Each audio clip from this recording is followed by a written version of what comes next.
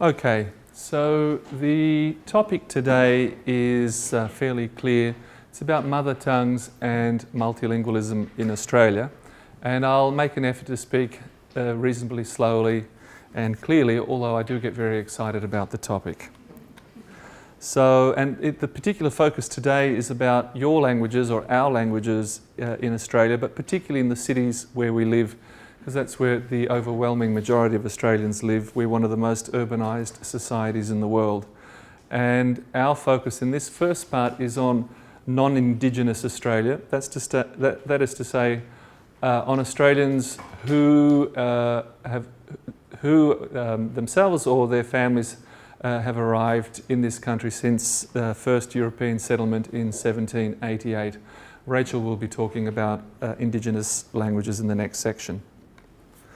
So I'm sure that some of you might have thought about this issue, others might not have thought about this, but language is usually very important to people. And language can be very important for a community and a strong symbol of identity.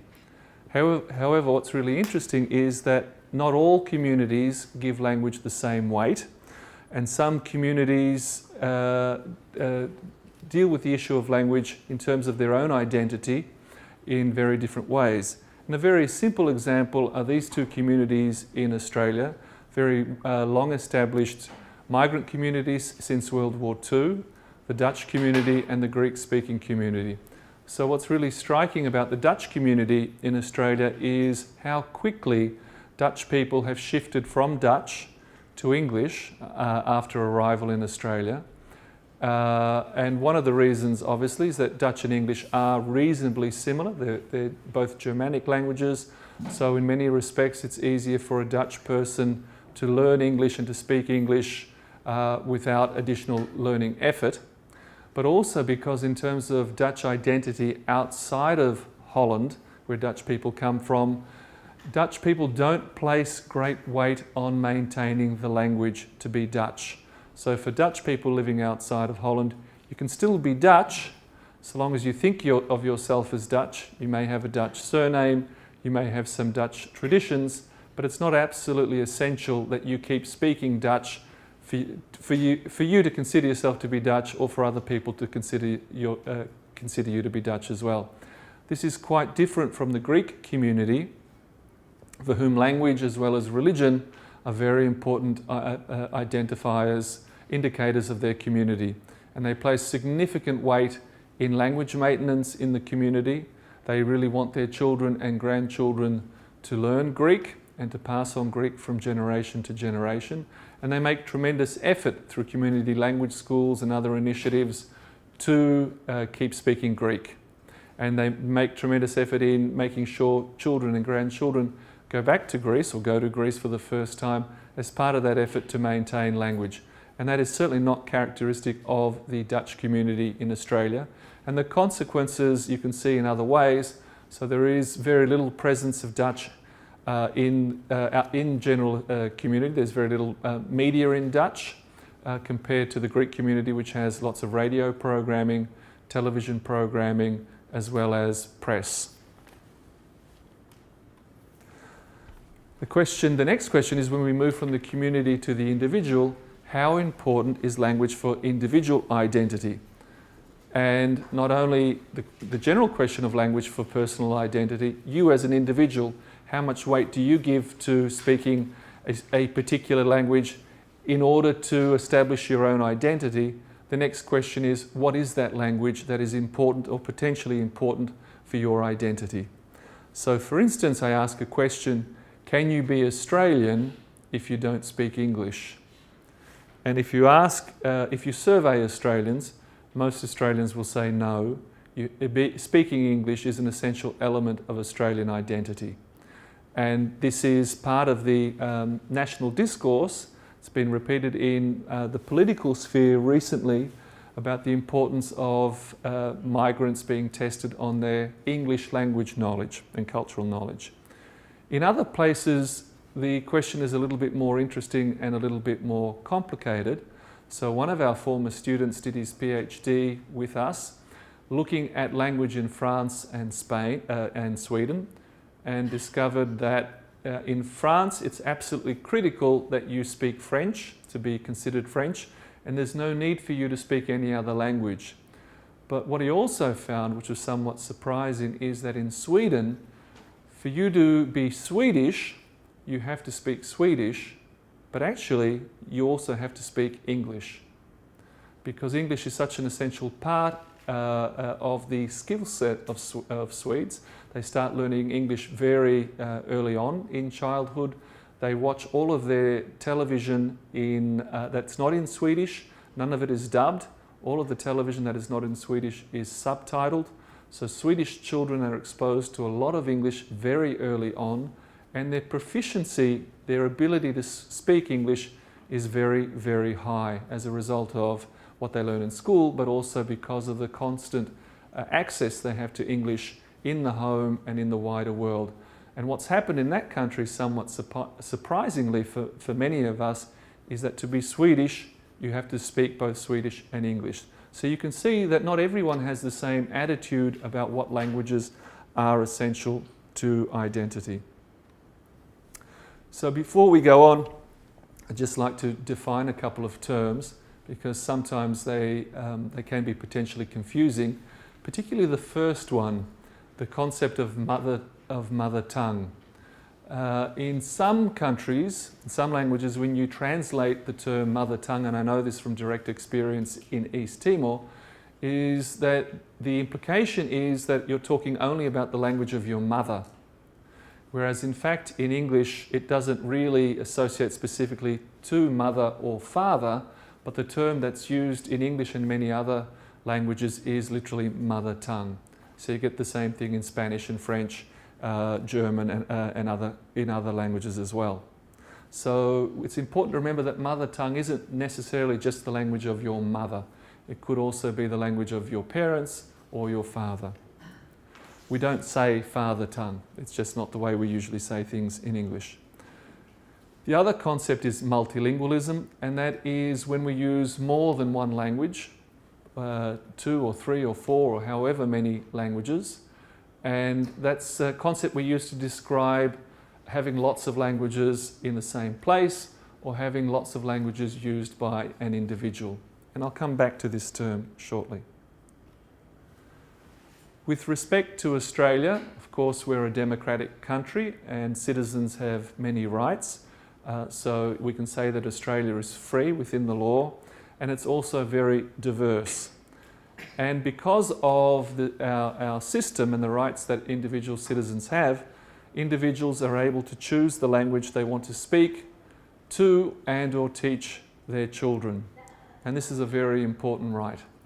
And this also ties in with ongoing developments in Australian society.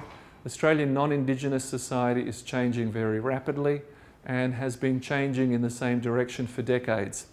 The proportion of Australians who report speaking a language other than English at home continues to rise. It has been on the upward trend for decades, and over 20% of all Australians in the 2016 census said that they speak a language other than English at home.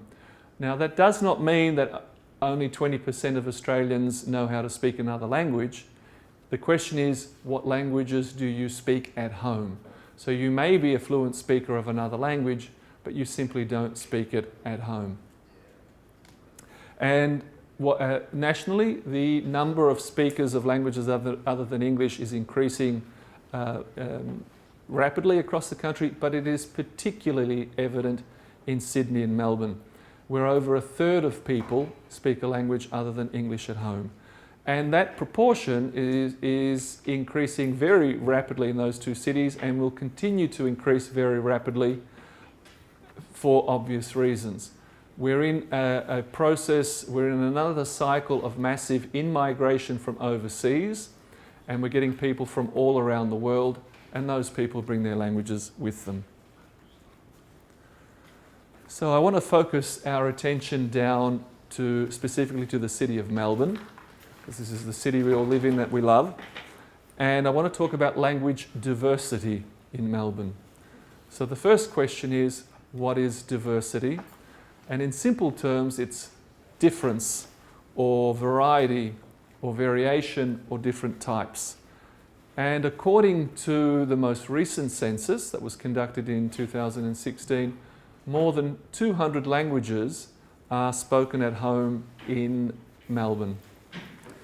And as I said before, because of the increasing numbers of people arriving from overseas and also a change in the origins, the setting out points of people, the number of languages is increasing. We have so much more diversity in the last few generations, but we also know that we have more languages because our statisticians have decided to keep a closer eye on this. Once upon a time, they wouldn't identify so many languages, and that gave us the impression that we weren't as diverse as we might be, and that isn't in fact the case. And our statisticians who conduct the census have finally realised they have to acknowledge in the census forms themselves that collect the data and keep the data separate for many more languages. But nevertheless, sometimes diversity can be hidden. So it's not necessarily the case that the census or official bodies are able to record all the languages that are spoken in this city. And it's also a reflection of the way people report their language knowledge in the census as well. So according to the Australian census, there are about 15 or 20 languages from South Sudan that are spoken in Melbourne alone. And that seems an awful lot. And South Sudan is very, very linguistically diverse. It has many, many languages. So it's not surprising that when people from South Sudan come here, that they bring their languages with them. But in a research project conducted a few years ago, we actually uncovered 42 South Sudanese languages spoken in Melbourne.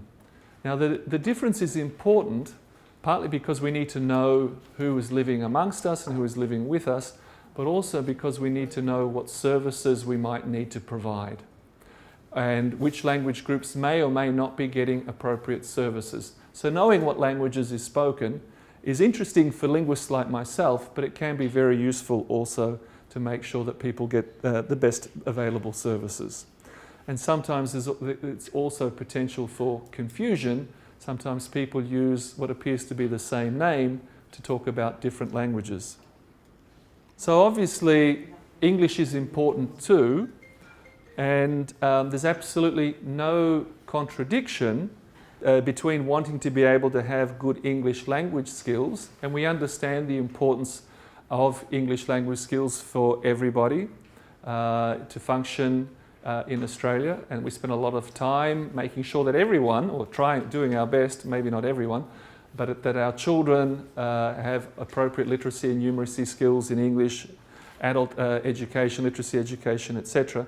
But there is no contradiction between having English language skills and having one or more other languages. And there are many advantages to being multilingual, or there are many advantages for our society. So the next thing is, why is multilingualism, having more than one language, potentially good for us? We know that it's for children learning language at school, doesn't have to be language spoken at home. We know that it's good for their brain, it's good brain gym. And we know that with NAPLAN testing, where we test students at different levels, we know that children who have an additional language or are studying additional language, they do well in that. What's really important too is that if you are in a migrant community, multilingualism is good for migrant communities. It's a good way of supporting communication in families. It's important that families across generations are able to communicate, and it's a good way of maintaining links between children, grandchildren, grandparents and parents. And it's also an interesting experience for people who speak an additional language or who are learning an additional language, that they can experience more than one culture. So I'm going to talk a little bit about government policy in Australia. For a long time, the government encouraged people to come to Australia after the Second World War, so in the 1940s, 50s and 60s. And government policy at the time was that people should move very quickly to English. The idea is that to be Australian, everyone had to speak English. By the 1970s and 1980s, attitudes had changed, partly as a result of activity by migrant groups themselves, but also differences in government policy. And we now have a new model that's been functioning in Australia since the 1980s, and we call it multiculturalism, and in which diverse languages and cultures are formally supported as part of Australian society. And so there is today quite a lot of government support to support multilingualism and multiculturalism. We have SBS, which I'm sure all of you have seen, SBS radio and SBS television. We have translating and interpreting services, and we also have language education in schools. One question that we might think about, and this is something for discussion later, do all Australians agree about the value of multiculturalism?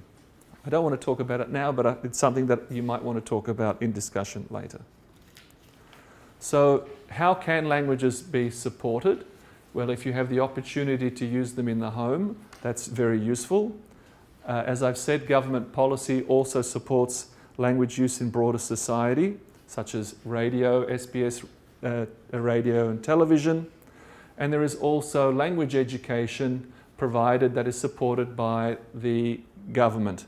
And there are two mechanisms, actually three. Language education in schools. So there are about 40 different languages taught in Victorian schools each year. These are in the normal day schools, the primary schools or the secondary schools. But many communities also run community language schools. So once a week after school, communities send their children to learn their language. And in Victoria, we also have the Victorian School of Languages, which provides distance education, so children can learn through the internet, or in after day school, they can learn languages as well. And there are about 30 languages offered by the Victorian School of Languages.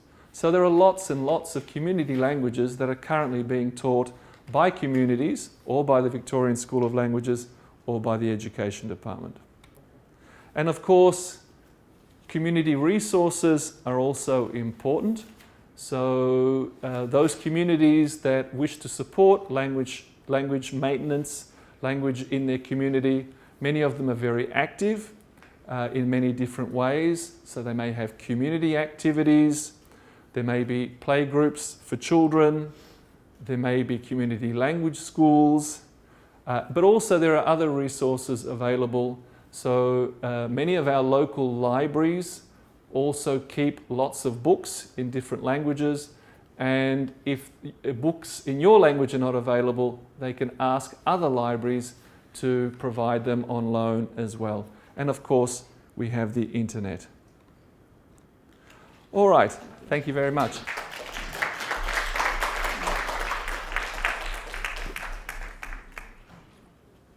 Hello everybody, my name is Rachel and I'm from the Research Unit for Indigenous Language here at the University of Melbourne, and I do my work on Indigenous Languages of Australia. So John was talking to us about all the languages that have come to Australia in the last 250 years from all of us and our families bringing all these languages to Australia. But actually the first Australians are the Australian Indigenous people who have lived here in Australia for more than 50,000 years. A very, very, very long time. We don't actually know exactly how long, but we think at least 50,000 years, maybe much longer than that. These Australian Indigenous people are also called Aboriginal people, you might have heard that term, or Torres Strait Islander people, because at the top of Australia there are some islands called the Torres Strait Islands, and so there are people who have come from those islands as well. These are some of the people that I have worked with in the northern parts of Australia in my research. Now, there are about 800 different Indigenous groups all across Australia. Often Australians think there's just one group of Aboriginal people or Indigenous people, just one group across all of Australia. That's not true. There's about 800 different groups. And they consider themselves to be very different from each other and to speak different languages and to have different cultural practice. These 800 different Indigenous groups speak about 300 different languages. So that's a lot of languages in Indigenous Australia. Often Australians think there was just one Aboriginal language, but no, there's about 300 different ones. And these languages are very different to English. They sound completely different. They are not related to English. And they're also not related to other languages in the world. We can't prove that these languages are related to any other languages in the world. Part of that is because the time depth is so long. We're looking at 50,000 years, and languages change a lot. And in that time, the changes get so big that we can't see any of the relationships to other languages anymore. So here's a map of Australia showing you all the Indigenous languages.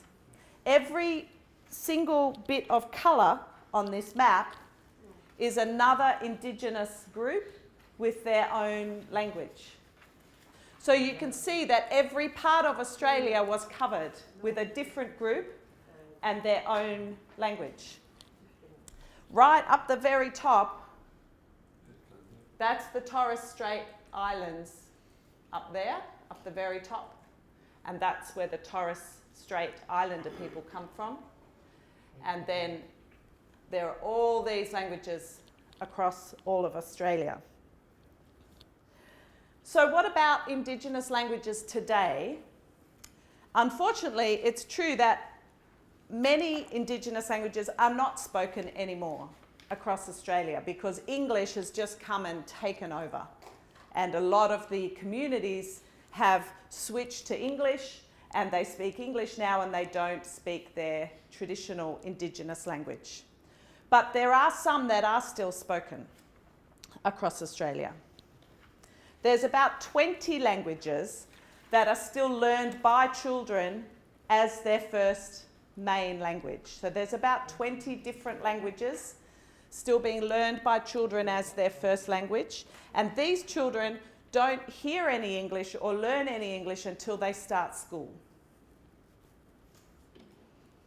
These languages are all from Central Australia and Northern Australia. I'll show you on a map soon.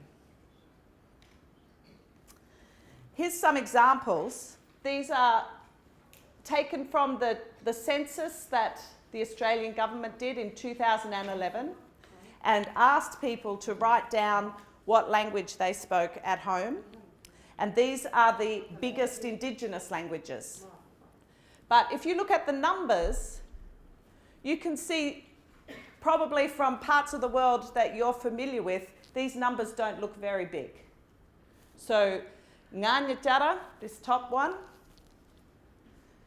Ngarnjatjara has 1,032 speakers. Wikmunkan, 1,355. If you look right down even at the biggest ones, Pitjantjatjara, 3,394. That's not very many speakers if you think in the world we're used to hundreds of thousands of speakers for languages. But probably these languages always had that many speakers. Even before English people came to Australia, Indigenous people lived in fairly small groups they probably always had just 1,000 speakers or 2,000 speakers. So this is normal for Indigenous Australia, even if it seems very small for the rest of the world. Here's some examples of where those languages on that list are spoken. So you can see that they're in the central part of Australia, in the desert part. This is where there are still lots of people speaking Indigenous languages. And then also up here in the northern parts. The rest of Australia, around the east here and down the south where we are now in Melbourne, because the English people got there first and took it over faster, the Indigenous people stopped speaking their languages much earlier. These other parts of Australia in the centre and in the north, the English settlers didn't get to those parts of Australia until much later. So the Indigenous people still kept their communities strong. This is just a little video I'm going to play you just so you can hear. This language is called Mrimpata, and I'll show you on the map.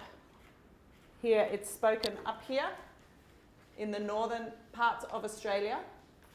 And I work with the Mrimpata speakers to record and document their language because they want it to be kept strong for their community. And I just wanted you to hear a little bit, so I'll just play this video. These are the kids playing.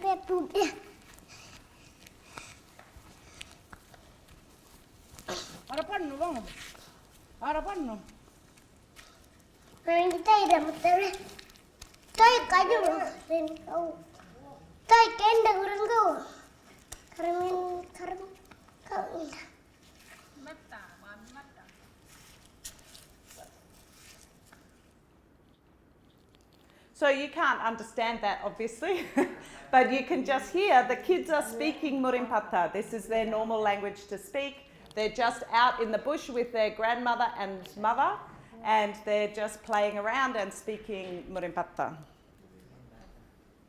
So what about in Victoria then? We're in Melbourne.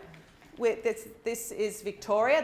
The part of Australia we're in is Victoria. What about the languages here in this part of Australia? So there are 38 different Indigenous languages just in the state of Victoria.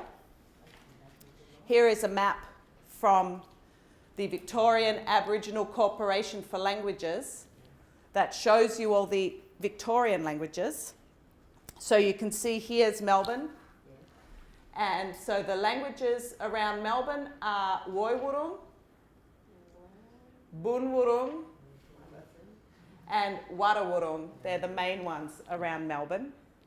So Woiwurrung is the sort of north and east of Melbourne, out to the Yarra Valley. Boonwurrung is down the south and east of Melbourne, down the coast. And then over towards Geelong, or the west of Melbourne, is Warrawurrung. And there's lots of other languages in other parts of Victoria too. Now, these languages are not spoken fluently by people anymore. Children are not learning these languages as their main language anymore. But the languages are being revived by the Indigenous communities. So a lot of Indigenous people in Victoria want to relearn the language and try to get more people speaking their language. So there's a lot of work going on for Indigenous communities here in Melbourne to relearn their traditional languages. Because as John was talking about in the previous lecture, there's a very strong connection for people between identity and who they are and the language they speak. And one thing we might talk about in discussion time is what it's like for you guys in this room, whether you have that same feeling. For a lot of people, their language is very important to them, and it's important that they continue to speak it. And so Indigenous people who no longer speak their languages want to try to relearn them and connect with them again. It feels like they're connecting to their ancestors and their families and their history. Now there's lots of English words in English now that have come from Indigenous languages. And this makes sense if you think about it, because when the English people came to Australia, there were lots of animals and plants that they didn't have any words for in English. They had to get these words from somewhere. So a lot of them come from the Indigenous language. So in English, we have this word kangaroo for this animal here. But in English, we use this word kangaroo for any animal that looks like this. Actually, there are 20 or 30 different species of animal that look like this. And there's a language, Guguyimidir, that has a word, Kangaroo. Kangaroo is their word. And in Kangaroo, it's just the word for one type of kangaroo, a particular species of kangaroo. So when the English people came, I'll show you where Guguyimidir is spoken up here on the coast of Cape York. And when Captain Cook came first to Australia, he landed here. So the town is now called Cooktown, but it wasn't called that then. And the Guguyimidir people were there, and he pointed to one of these animals bouncing past, and they said Kangaroo. And they were just talking about a particular type, like how a poodle is one particular type of dog. But the English people just went, oh, okay, kangaroo. We'll use that for any animal that looks like that, right? So they wrote that down, kangaroo, these hopping animals, all called kangaroo. Then what happened is Captain Cook went back to England, took all of his information that he got, and the English people thought everyone in Australia, all the Aboriginal people, spoke the same language. So when the first settlers were coming from England back to Australia, they came and landed down here in Botany Bay near Sydney. And they had with them the list of words that Captain Cook had got from Guguyimidir right up here. And they thought, oh, we can talk to these Aboriginal people because we have the words, right? But no, completely different language down here. They didn't understand any word they were saying.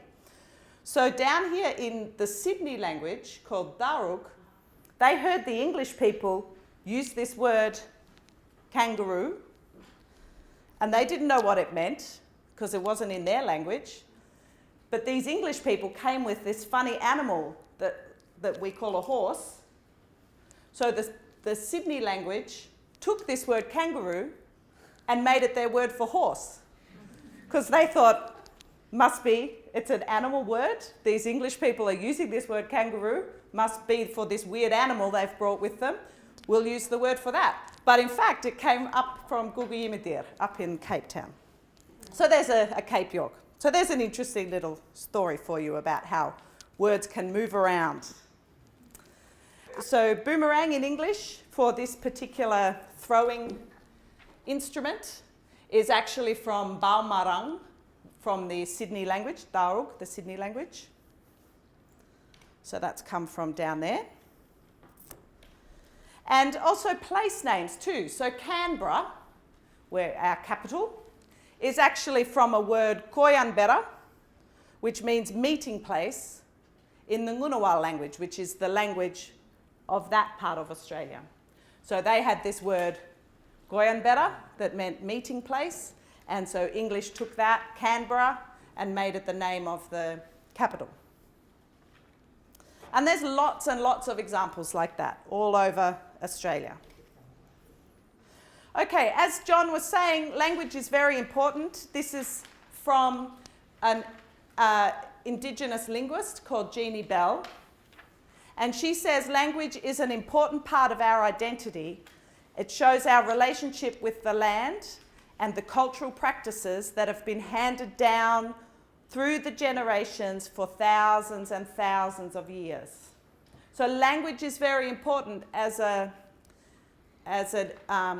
symbol of history going back thousands and thousands of years. So Indigenous communities feel very sad when their languages are not spoken anymore. And it's very important to them that their children keep speaking the Indigenous languages. They want them to learn English too, of course. That's a good thing in Australia, to speak English and be able to get a job and all of those things. But we know, and probably you in this room know, that human beings can speak lots of languages at once. You don't just speak one. You can speak 2 or 3 or 4 different languages. So Indigenous people would like their children to speak English, but also keep speaking their own language as well. Yeah, the human brain can do that. They want their children to be able to use and learn their Indigenous language at school, as well as English. And it's interesting because John was talking about the fact that there's a lot of government support for community languages in Australia, and that's a very good thing. There isn't very much government support for Indigenous languages. So Indigenous people have a very hard time trying to get school programs in their own languages. And that's something that they would like more of, because, as John was saying, it's very important to people, that connection with their identity. That's all I was going to present. So I can take some questions now, and then there'll be more time in discussion. Well, if everyone could join me in thanking Rachel.